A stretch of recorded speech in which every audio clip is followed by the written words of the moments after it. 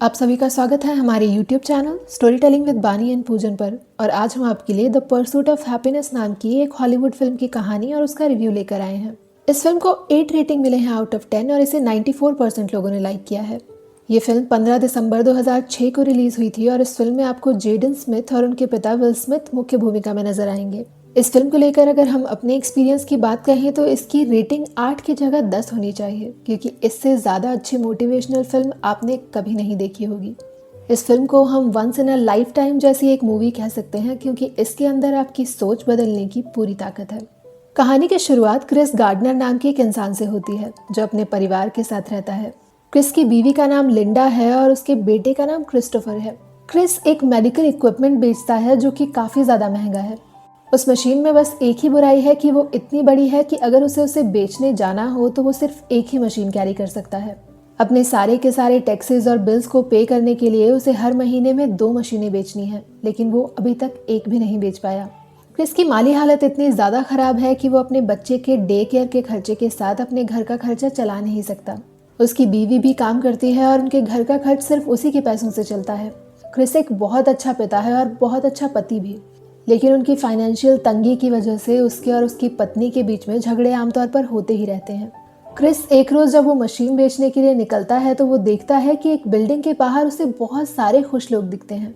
ये building stock exchange की थी और जितने भी लोग वहाँ से बाहर आ रहे थे वो उसे बहुत ज़्यादा खुश लग रहे थे। उसी वक्त उसे उस बिल्डिंग में जाता हुआ एक इंसान दिखाई देता है जो कि एक महंगी कार से उतरता है। क्रिस उस इंसान से पूछता है कि आखिर वो ऐसा क्या कर रहा है जो उसने अपनी ज़िंदगी में कभी नहीं किया। वो इंसान क्रिस को अपने काम के बारे में बताता है। वो उसे कहता है कि वो एक स्टॉक ब्रोकर है। उसका काम लोगों के साथ अच्छे से पेश आना है और अगर वो लोगों के साथ अच्छे से पेश आता है तो वो बहुत सारे पैसे कमा सकता है। उस इंसान की बात कहीं ना कहीं क्रिस के दिमाग में घर कर जाती है। वो ये मन बना लेता है कि वो अब एक स्टॉक ब्रोकर बनेगा। उस बिल्डिंग के दरवाजे पर उसे एक नोटिस लगा हुआ दिखाई देता है जिस पर यह लिखा था कि वो हायरिंग कर रहे हैं, यानी कि क्रिस के पास स्टॉक ब्रोकर बनने का पूरा मौका था। वो पता करता है कि इसके लिए एजुकेशनल क्वालिफिकेशन क्या है, जहां उसे ये पता चलता है कि उसे बस लोगों के साथ अच्छे से पेश आना है। उसके लिए किसी भी तरह की पढ़ाई की कोई ज़रूरत नहीं है। घर जाकर जब वो अपनी पत्नी से इस बारे में बात करता है तो उसकी पत्नी लिंडा, जो कि पहले से ही गुस्से में है, वो उसकी इस बात पर गुस्सा हो जाती है। क्रिस को इस बात पर बुरा तो लगता है कि लिंडा उसके सपने पर भरोसा नहीं कर रही, लेकिन फिर भी वो अपने सपने पर अड़ा रहता है।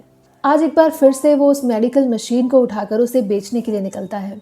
बिल्डिंग के बाहर लगे नोटिस को दोबारा पढ़ के वो वहाँ इंटरव्यू देने के लिए जाने लगता है, लेकिन उसे ये लगता है कि इस मशीन को लेकर जाना उसके लिए सही नहीं रहेगा। वो पास ही खड़ी एक हिप्पी औरत को गाना गाते हुए सुनता है और उस पर भरोसा करके वो मशीन उसी के पास रख जाता है। क्रिस अभी इंटरव्यू के बीच में ही था और उसका इंटरव्यू काफ़ी अच्छा भी जा रहा था, लेकिन तभी उसकी नज़र गली पर पड़ती है और उसे वो हिप्पी औरत कहीं भी दिखाई नहीं देती। क्रिस इस बात को लेकर इतना ज़्यादा डर जाता है कि वो अपने इंटरव्यू के बीच में से ही उठकर भाग जाता है। वो औरत उसे कहीं भी दिखाई नहीं देती और वो ये समझ जाता है कि वो औरत उसकी उस मशीन को लेकर वहाँ से भाग गई है। वो एक मशीन क्रिस के घर के राशन के बराबर थी, यानी कि अगर वो उस मशीन को खो देता है तो उसके घर में 1 महीने का राशन नहीं आएगा। बहुत से दिन इसी तरह से गुजर जाते हैं और क्रिस का ध्यान इसी बात पर लगा रहता है। एक रोज़ अचानक से फिर से उसे वही औरत दिखाई देती है जिसके हाथ में वो मशीन थी। वो उस औरत का काफ़ी देर तक पीछा करता है और आखिर वो मशीन उससे ले ही लेता है। एक बार फिर से क्रिस का पूरा ध्यान स्टॉक ब्रोकर बनने के उसके सपने के ऊपर है। उसकी कंपनी 6 महीने में 20 लोगों को इंटर्नशिप पे रखती थी और उन 20 लोगों में से जो भी एक इंसान सबसे अच्छा परफॉर्म करता था वही उस जॉब के लिए सिलेक्ट होता था। क्योंकि क्रिस अपने इंटरव्यू से भाग गया था तो अब उसे किसी से बात करने की ज़रूरत है। वो हर रोज़ उसी बिल्डिंग के बाहर खड़ा हो जाता है और अपने इंटरव्यूअर से बात करना शुरू करता है। जो इंसान उसे सिलेक्ट करने वाला था उसका नाम जे ट्विसल था। क्रिस को जब कभी भी मौका मिलता या उसे जे कहीं पर दिखाई देता वो उससे बात करने की कोशिश करता।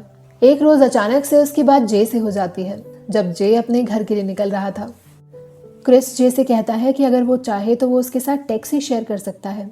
जे काफ़ी अच्छा इंसान है और इसीलिए वो क्रिस को अपने साथ आने देता है।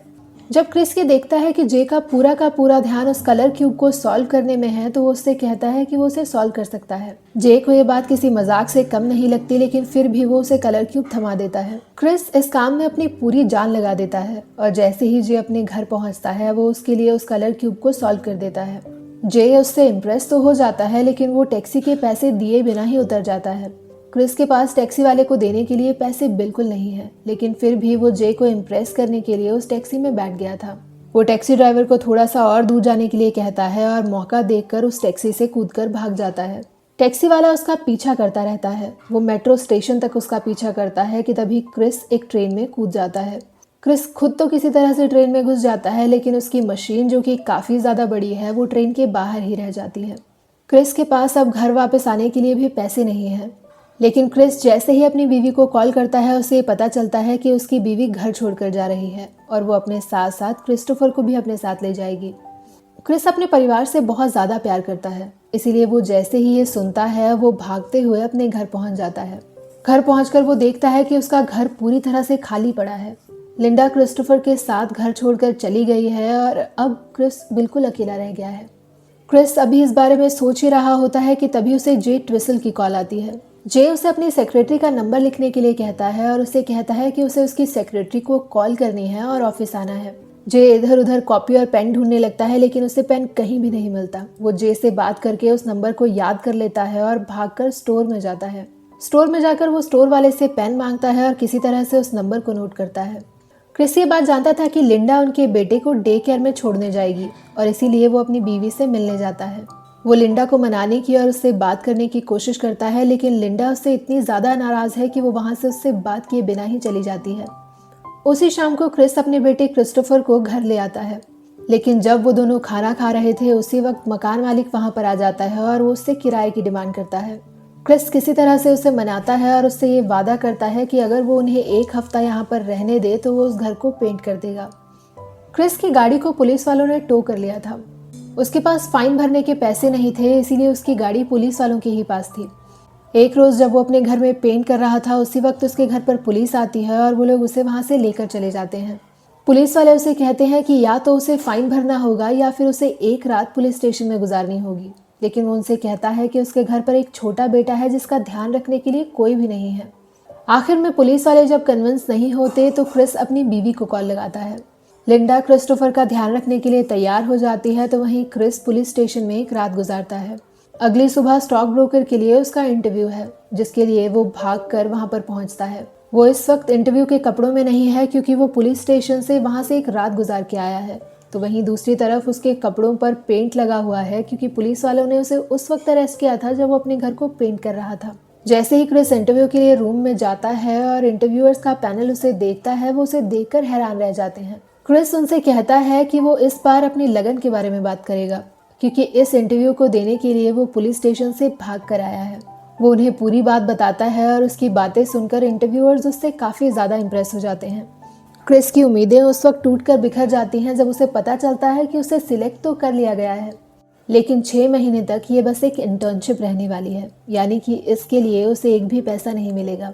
वो जे से सोचने के लिए वक्त मांगता है और वहाँ से निकल जाता है। वो जैसे ही घर पहुँचता है वो वहाँ लिंडा का इंतज़ार करता है।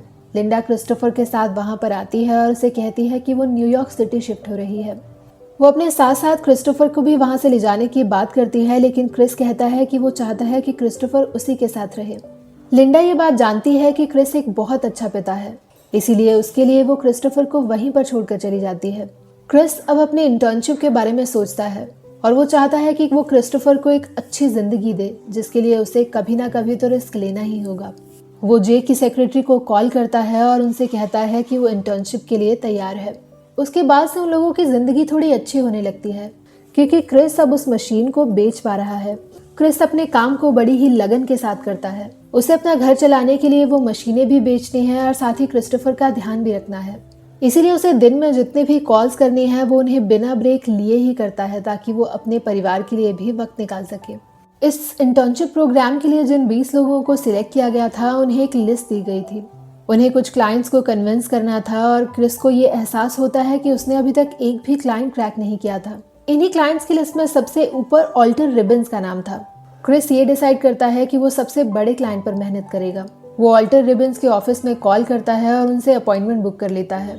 उसकी अपॉइंटमेंट वहाँ पर कंफर्म तो हो जाती है, लेकिन जैसे ही वो वहाँ पर पहुँचता है वो थोड़ा सा लेट हो जाता है, जिसकी वजह से क्लाइंट वहाँ से निकल जाता है।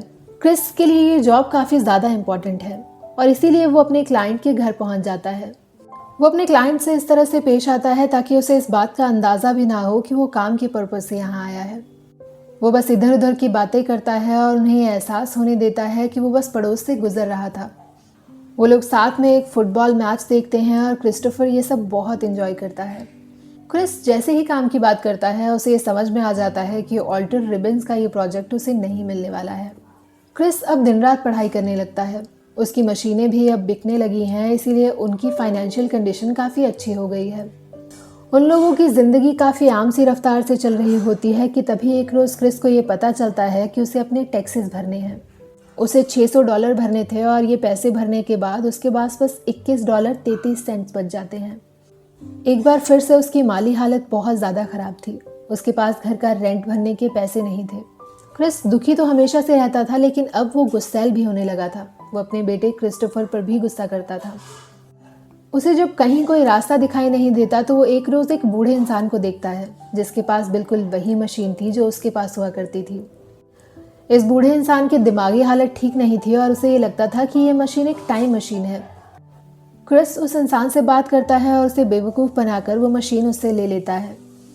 वो उस मशीन को बैठकर साफ करता है और उसे बेचने की कोशिश करता है, लेकिन वो चलती नहीं है। क्रिस एक रोज़ जब अपने बेटे के साथ घर वापस लौटता है तो वो देखता है कि उसके घर का दरवाज़ा बंद है। घर के ओनर ने उसका सामान बाहर रख दिया है और उन लोगों को घर से बाहर निकाल दिया है। क्रिस अब अपने बेटे को लेकर गलियों में भटकने लगता है और एक रात सोने की जगह ढूंढने लगता है। आखिर में वो लोग रेलवे स्टेशन पर पहुंचते हैं जहाँ पर बहुत ज़्यादा ठंड है। क्रिस अपने बेटे को खेल खेल में वॉशरूम की तरफ ले जाता है और उसे कहता है कि वो लोग एक गेम खेल रहे हैं और उन लोगों को यहाँ पर छुप कर बैठना है। वो पूरे फ्लोर पर टॉयलेट पेपर्स बिछा देता है और अपने बेटे को अपनी गोद में रखकर उसे सुला देता है। उस रात क्रिस बहुत कमज़ोर महसूस करता है। उसे ये लगता है कि वो ज़िंदगी में हार चुका है। अगली सुबह क्रिस अपने बेटे को डे केयर में छोड़ता है और खुद काम पर चला जाता है। लेकिन जैसे ही रात होती है उन लोगों को वापस सोने के लिए कोई जगह चाहिए। क्रिस एक संस्था के पास जाता है और उनसे मदद मांगने की कोशिश करता है और वो संस्था वाले उन्हें एक दूसरी संस्था का एड्रेस देते हैं जहाँ पर मर्दों और बच्चों को रखा जाता है। क्रिस और उसका बेटा बहुत देर तक लाइन में खड़े रहते हैं और आखिर में उन्हें वहां अंदर ले लिया जाता है। उन लोगों के पास अब सोने के लिए गर्म बिस्तर है। क्रिस अपने बेटे को सुला देता है और खुद उस मशीन को ठीक करने में लग जाता है। क्रिस अपने काम पर बहुत मेहनत करता था और वो अपने काम में काफ़ी अच्छा सीख रहा था, लेकिन ज़िंदगी की तकलीफ़ें उसे धीरे धीरे तोड़ने लगी थी। एक रोज़ क्रिस अपने बेटे को पिक करने के लिए निकल रहा था कि तभी उसका एक कलीग उससे कुछ पैसे मांगता है। वो उसे कहता है कि उसका वॉलेट ऑफिस में रह गया है और उसे टैक्सी वाले को देने के लिए $5 चाहिए। क्रिस अपना वॉलेट खोलता है और उसके पास वही आखिरी बचे हुए पैसे थे, लेकिन फिर भी किसी और की मदद करने के लिए वो पैसे उन्हें दे देता है। क्योंकि क्रिस अपने पैसे उन्हें दे देता है इसीलिए वो क्रिस्टोफर के पास लेट पहुंचता है, जिसकी वजह से आज वो संस्था से बाहर ही रह जाते हैं। आज की रात वो खुद भूखा ही सो जाता है, लेकिन बचे हुए पैसों से अपने बेटे को खाना खिलाता है। जब वो उस मशीन को ठीक नहीं कर पाता तो वो अपना खून बेचकर कुछ पैसे कमाता है। उन पैसों से वो उस मशीन के लिए थोड़े से स्पेयर पार्ट्स खरीदता है और उसके बाद उस मशीन को ठीक करके वो उसे बेच देता है। ये मशीन बेचने के बाद उन लोगों के पास इतने पैसे तो हैं कि वो अपना 1 महीने का गुजारा कर सकते हैं। क्रिस अब अपने बेटे से कहता है कि अगर वो लोग चाहें तो आज की रात होटल में गुजार सकते हैं। उस रात वो दोनों एक साथ होटल में ही रहते हैं और अगली सुबह क्रिस जैसे ही काम पर पहुंचता है उसे ये पता चलता है कि उसे उस जॉब के लिए सिलेक्ट कर लिया गया है।